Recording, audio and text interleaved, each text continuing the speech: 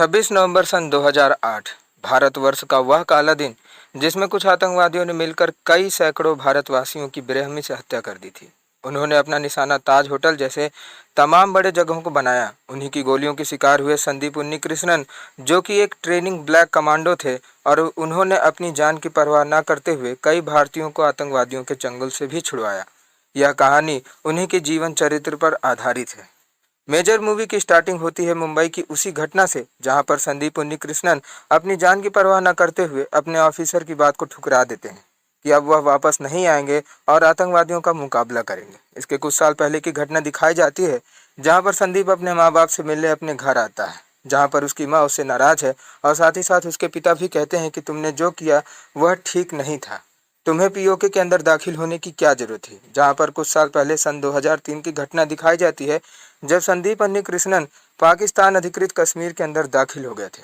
उनके ऑफिसर संदीप को कहते हैं कि यह हिस्सा हमारा है और वह उनका, तो तुम वहां क्या करने गए थे। जिस पर संदीप उत्तर देता है कि सारा हिस्सा ही हमारा है। जिसके बाद संदीप के फादर उसके शहीद होने की बाद रिपोर्टर को उसके बचपन की बातें बताते हैं, जहां पर संदीप जब छोटा था और वह अपने चाचा के यहाँ जाता था, तब जेल में कैदी से वह बातचीत करता था कि आपको भूख लगी होगी, आप मेरे घर आ जाइए, मैं आपको खाना खिलाऊंगा। उससे बात करते देख संदीप की मां नाराज हो जाती है और उसे थप्पड़ मार देती है। जिसके बाद घर में उसे समझाती है कि वह लोग बहुत गंदे व्यक्ति हैं, इसलिए तुम उनसे दूर रहा करो। जिसके बाद अगले दिन संदीप अपने पिताजी के साथ बाहर जाता है, जहां पर उसकी निगाह नेवी के ऑफिसर से के ऊपर पड़ती है और वह ठान लेता है कि वह बड़ा होकर नेवी में जाएगा। अब कुछ साल बाद की घटना आती है जहां पर संदीप अब जवान हो चुका है और वह मेंस वॉशरूम में कुछ याद कर रहा होता है, जहां पर उसके दोस्त दिल्ली से आने वाली एक लड़की के बारे में बात कर रहे होते हैं। तभी वहां पर दिल्ली वाली लड़की आ जाती है। संदीप उससे पूछता है कि वह मेंस वॉशरूम में क्या कर रही है, जिस पर लड़की जवाब देती है कि गर्ल्स वॉशरूम में पानी नहीं था। जिस पर वह उसकी एक फ़ोटो खींच लेता है और उसे कहता है कि अगर तुमने मेरे दोस्तों को सिगरेट पीते हुए देखने की बात प्रिंसिपल से बताई तो मैं तुम्हारी यह फ़ोटो उन्हें दे दूंगा। और साथ ही वह उस लड़की का नाम उसके बैग से पढ़ लेता है, जो कि ईशा है। ईशा का बर्थडे होता है, जहां पर वह अपने ड्राइवर से बात करती है तो उसे पता चलता है कि उसके बर्थडे में उसके फादर उसके पास नहीं आए, क्योंकि उन्हें कुछ काम था जिससे उन्हें दिल्ली जाना पड़ा और उसकी माँ किटी पार्टी में व्यस्त है।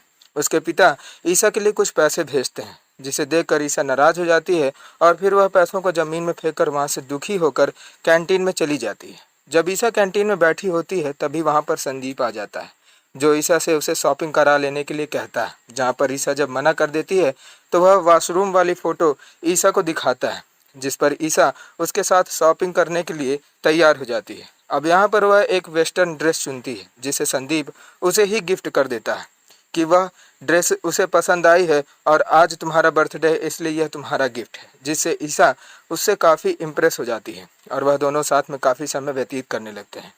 ईशा एक पार्टी में रहती है जहां पर संदीप अपनी नेवी के फॉर्म में आता है और वह ईशा के साथ डांस करता है। जिसके बाद वह दोनों कार से जाने लगते हैं, जहां पर ईशा उसे अपने दिल की बात कहने वाली होती है। तभी संदीप गाड़ी से नीचे उतरता है, क्योंकि संदीप के पड़ोस में रहने वाला अंकल दारू पीकर अपनी पत्नी को मारता था, इसलिए वह आंटी की जान बचाने जाता है और तभी उसका पति को पुलिस पकड़कर ले जाती है। जब संदीप घर पर ईशा को लेकर पहुंचता है तब उसका पिता उस पर काफ़ी गुस्सा होता है और वह कहता है कि तुम्हारे इसी रवैये के चलते तुम्हें नेवी में मेडिकल में आँख की कमजोरी की वजह से रिजेक्ट कर दिया गया। जिसे सुनकर संदीप को काफ़ी दुख होता है और फिर वह ईशा उसे सपोर्ट करती है कि अंकल जी, आज संदीप ने एक औरत की जान बचाई है। जिस पर ईशा को घर के अंदर बुलाकर बैठाया जाता है, जहाँ पर ईशा संदीप से कहती है कि तुम लोगों की कुछ ज़्यादा ही परवाह करते हो, इसलिए हम केवल फ्रेंड रह सकते हैं।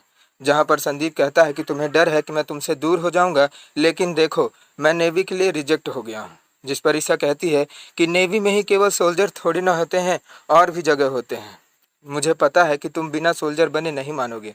जिसे सुनकर संदीप कमांडो बनने के लिए रेडी हो जाता है और अपने फादर से कहता है कि वह आर्मी ज्वाइन करेगा। एनडीए क्लियर होने के बाद संदीप एडमिशन लेने के लिए आर्मी स्कूल जा रहा होता है, जहाँ पर वह अपने फैमिली से भी मिलता है और उसके बाद अपने फादर को गले से लगाता है। जिसके बाद संदीप की ट्रेनिंग शुरू हो जाती है, जहाँ पर संदीप धीरे धीरे अपनी ट्रेनिंग में बेहतर होता जाता है और साथ ही साथ वह अपने सिपाहियों के साथ भी अच्छा बेहतर व्यवहार करता है। उन्हीं सिपाहियों में से एक हर्ष नाम का व्यक्ति है, जो संदीप की परफॉर्मेंस से जलकर उसके द्वारा ईशा को लिखे गए सारे लेटर्स को छुपा लेता है और साथ ही साथ ईसा के भी पत्रों को वह छिपा लेता है, जिसकी खबर जब संदीप को पड़ती है तो वह हर्ष से सारे लेटर से छीन लेता है और फिर ईसा से मिलने उसके घर पहुंचता है, जहां पर ईसा के फादर उसे आवाज़ देते हैं। तभी वह ईसा को कार में बिठाकर एक जगह ले जाता है, जहां पर वह दोनों प्राइवेट में बात करते हैं और संदीप ईसा को अपने प्रेम का इजहार करता है। जिसके बाद संदीप अपने माता पिता से मिलता है और फिर वापस आर्मी दफ्तर चला जाता है। अब घटना कुछ समय बाद की होती है, जहां पर संदीप कमांडो बनने की ट्रेनिंग ले रहा है और साथ ही साथ वह अपने जूनियर्स को वॉर के लिए ट्रेन कर रहा होता है। इधर भारत में मुंबई के अंदर एक आतंकवादी वहां के ताजमहल, होटल और बाकी सभी महत्वपूर्ण जगहों की रेकी करता है। रात को सारे कमांडोज की एक पार्टी होती है, जिसके बाद संदीप अपने ऑफिसर से लीव मांगता है, क्योंकि ईसा की शादी होने वाली थी और वह कहता है कि अगर आज वह नहीं गया तो वह उससे दूर चली जाएगी। जिस पर अजमल कसाब और बाकी सभी आतंकवादी मुंबई के अंदर प्रवेश कर जाते हैं और फिर वह निर्दोष जनता पर धुआंधार गोलियां बरसाने लगते हैं। उसी समय होटल के अंदर प्रमोदा नाम की एक लड़की भी मौजूद रहती है। मुंबई में हाई अलर्ट को देखते हुए संदीप अपनी ट्रिप को बीच में ही कैंसिल कर देता है और फिर मुंबई के लिए रवाना हो जाता है। वह ईसा को कई बार फ़ोन मिलाता है, लेकिन ईसा नहीं उठाती।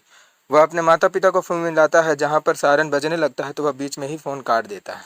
इधर प्रमोद अपने कमरे में बात करती रहती है। तभी उसके सामने रहने वाला एक फॉरेनर गोलियों की आवाज़ सुन प्रमोदा से कहता है कि यह कैसी आवाज़ है, लेकिन प्रमोदा फ़ोन में इतनी बिजी रहती है कि वह उसकी बात को ध्यान नहीं देती। इधर संदीप अपने बड़े ऑफिसर से मिशन में जाने के लिए परमिशन मांगता है, लेकिन ऑफिसर मना कर देता है, क्योंकि वह अभी ट्रेनिंग पर था। लेकिन संदीप उसको किसी तरह कन्विंस करके अपनी बात मनवा लेता है और ब्लैक कमांडो के साथ मुंबई के ताज होटल के अंदर प्रवेश कर जाता है। अब इधर प्रमोदा की गोलियों की आवाज़ सुनाई देती है, जहां पर वह बाहर आतंकवादियों को देखती है और काफ़ी शौक में आ जाती है। जिसके बाद वह अपने सामने वाले फॉरेनर के रूम पर पहुंचती है तो वहां पर वह उसे मृत मिलता है और उसकी छोटी सी बेटी की जान प्रमोदा बचाने की कोशिश कर रही थी। इधर संदीप की आतंकवादियों के प्रमुख से लड़ाई होती है, जहां पर वह एक औरत की आड़ लेकर संदीप पर गोली चलाता है और गोली संदीप के गले को छू के निकलती है। जैसे संदीप को ऑफिसर ऑर्डर देते हैं कि वह तत्काल होटल से बाहर निकलकर अपना इलाज करवाए। संदीप को बाहर जाना पड़ता है। यहाँ प्रमोदा को देखते हैं, जो कि उस लड़की की जान बचाने की कोशिश करती है। तभी कुछ आतंकवादी उस कमरे के अंदर दाखिल हो जाते हैं, जहाँ पर प्रमोदा बच्ची को एक अलमारी के अंदर छुपा लेती है और खुद बालकनी से लटक कर अपनी जान बचाने की कोशिश करती है। आतंकवादी कमरा चेक करने के बाद वहाँ से चले जाते हैं।